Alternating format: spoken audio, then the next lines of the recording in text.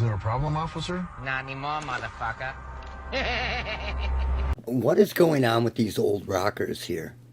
They refuse to retire. And it's so weird. Check out this Stevie Nicks clip here. Now pay attention. Right here. Pay attention to that tambourine. It is completely out of time. Watch her as she, tries to play it, and watch as the actual tambourine comes up in the mix. The tambourine is in time. That's playing on the quote-unquote live concert. Look at that. Look at that.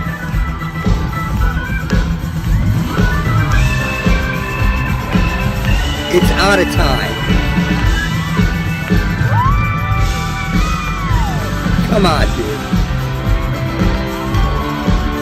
So, if your grandmother got up there and she was singing and dancing at the bar and playing a tambourine out of time, it's cute, it's funny, but you don't say to your grandma, Grandma, we should take this on tour.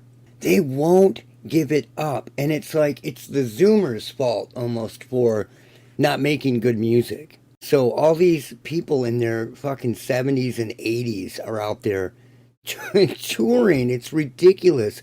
Hang it up while you're ahead. Back in the day, Iggy Pop said he was retiring or something like that. He was done. And I thought he meant from everything. And I was like, right on, Jimmy. Good idea. Get out while you're ahead. Stop and keep your legacy intact, But that wasn't the case, man. I guess he was done making albums. I was a big Stooges fan back in the day. And and here Iggy Pop is out there still doing shit. Dude, you would have been so much better off had you just stopped,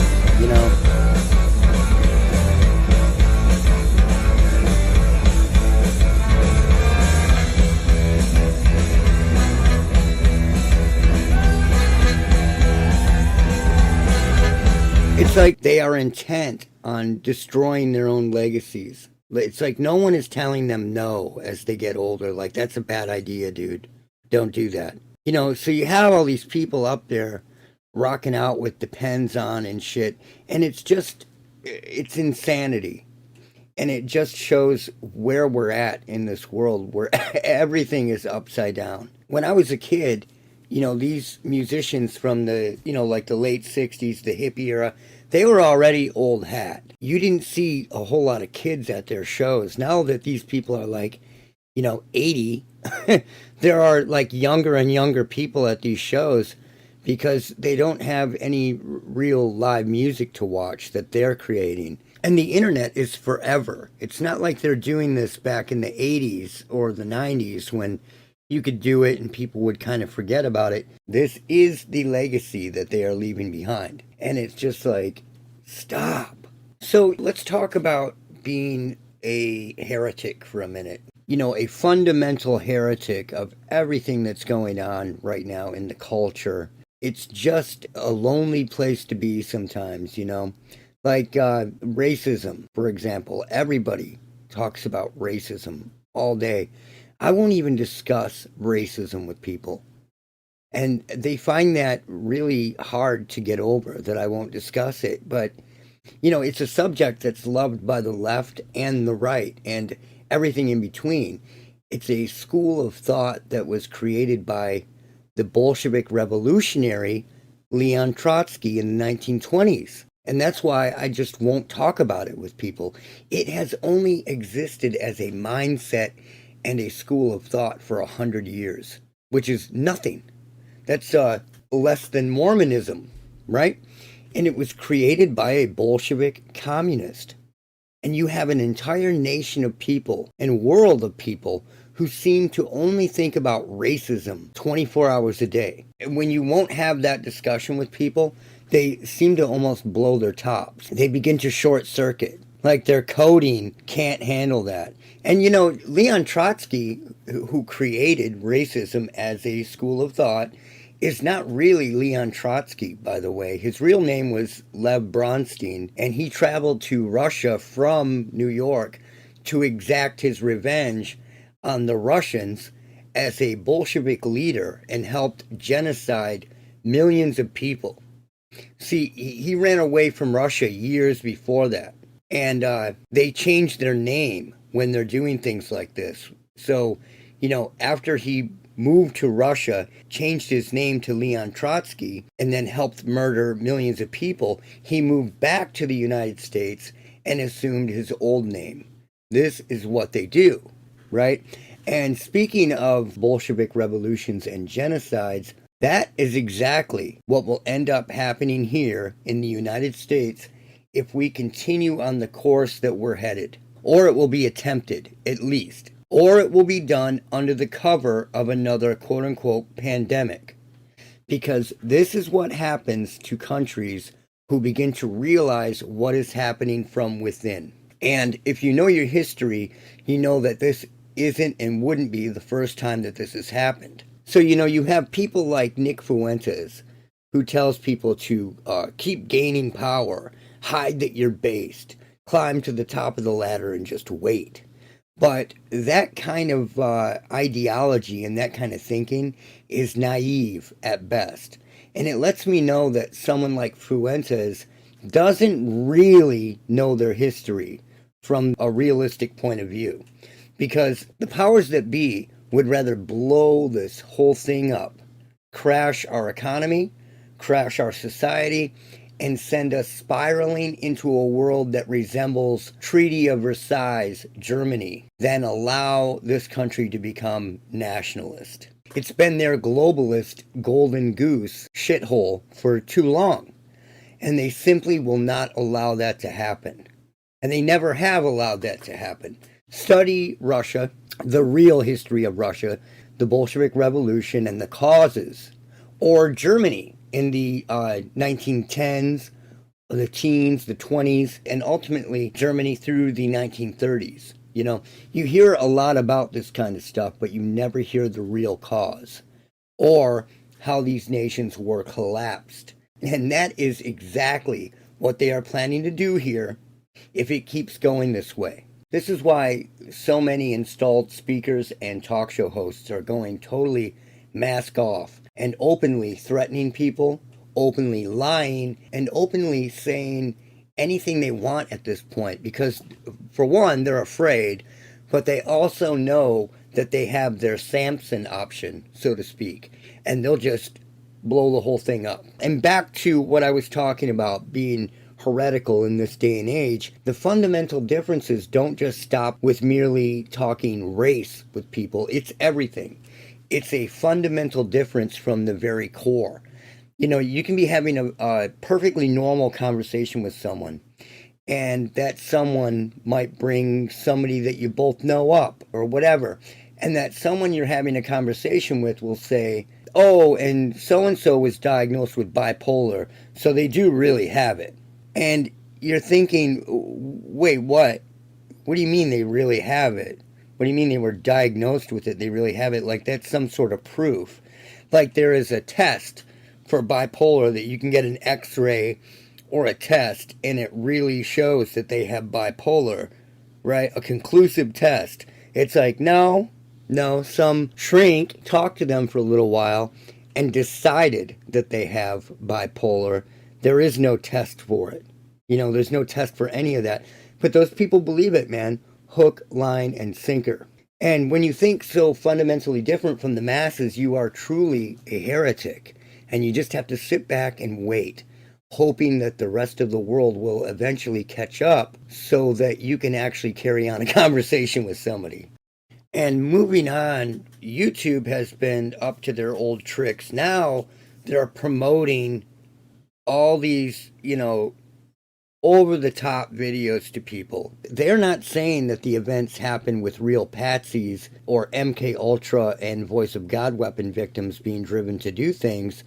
They're claiming that all these people are actors or it's a green screen and zero part of it is real. Then it strangely becomes completely authoritarian again, just like the MSM. And why is that? It's because the same people operating the MSM are the same people putting out these wild, demoralizing, discrediting theories out there. They can't help but behave the exact same way, no matter what information they're promoting or what information they are dealing with. Be wary of this kind of shit. And another thing that I want to address right now is generations. Boomers, Gen X, Millennials, and Zoomers. I was listening to a millennial the other day, pretty well-known millennial, on YouTube talking. And he said that basically anybody before millennials are all the same. He's like, Gen X, Boomers, it's all the same. And I really sat back and was like, what, dude? If you're saying that, you don't know anything about history at all. Let me explain this to you. Boomers, the ease that they had it. They were the canned food generation. As they grew up and got jobs, if they didn't like that job, they could walk across the street and get another job that paid the same or better. You could go from one place to another to another. It didn't matter. And those jobs would pay you enough to do quite a bit with your money. Those are boomers. They're the ones being blamed for a lot of this, right?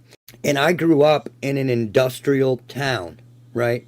In an industrial area. All of these people talked about this. You know, you'd hear these people talking and they would say, oh yeah, if we didn't like the job at the steel mill or this little fabrication shop here, we could walk across the street and get a job at Ford or at this place or whatever.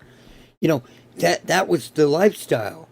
And they also lived during the age when their Social Security, or the father's Social Security would go to the mother, and if something happened to her, it would go to somebody else. It would go to the children. Now it goes back into the pot. Life was completely different for boomers.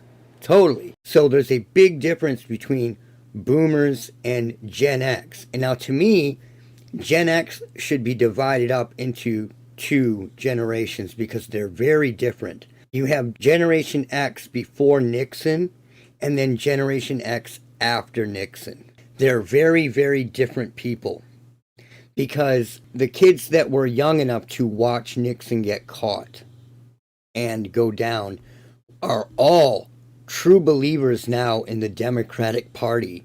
And as clowny as that sounds, it's totally true. All of those dudes, they all believe that the Democrats are the party of the people, right? And that the Republicans are the evil, evil people. They fully believe in the left and right wing thing. Where Generation Xers who were born after Nixon are way closer to millennials than they are those guys.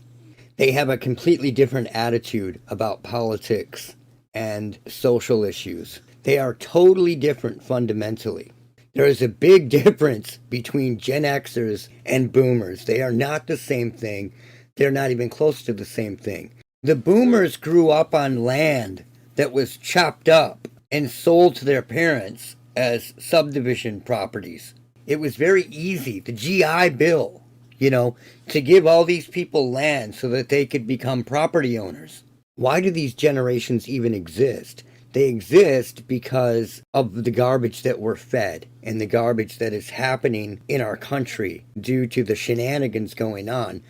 They shouldn't exist at all, but they do exist. So it would be like Zoomers calling millennials boomers, and it just shows a fundamental ignorance of everything. The after Nixon Gen Xers are closer to millennials than the Gen X who were born in, let's say 65.